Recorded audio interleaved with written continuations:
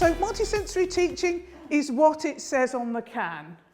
Teaching using the 5 senses, touch, smell, taste, sight. If you can do it in any way possible, then the students will get it.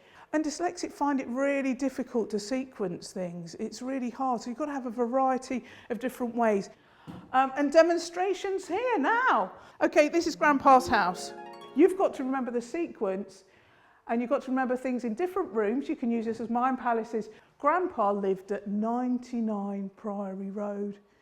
In the porch was a black and white floor, and there were stained glass windows either side. At the end was a very large brown door. We then went into the hall, and in the hall there was a great big green carpet. On one side was a Bakelite telephone that was black, and then there was a horse and carriages at the other end.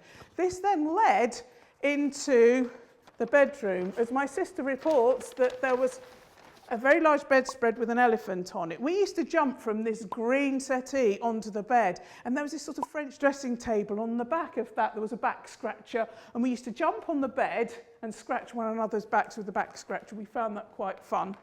In the best room there were 2 pianos, a brown Steinway on the left and a black Bluthner on the right, and they had sash windows.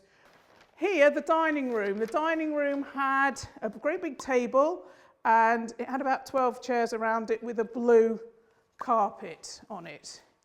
Okay, what can we remember? So Grandpa's house can be applied to processes or sequences of things in science. For example, in the leaf, the front door would be the barrier, and therefore this would be the cuticle. The porch would be where the light comes in, so that would be the epidermis. The hall had a green carpet, so this would be the palisade layer, and this is where photosynthesis occurs.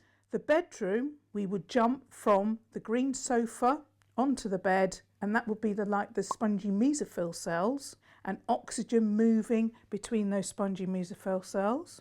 The lower epidermis would actually be the best room, where you've got 2 grand pianos, and they could be the guard cells. Then finally in the living room, you would have the table, which would form a barrier around the family sitting having their Sunday lunch.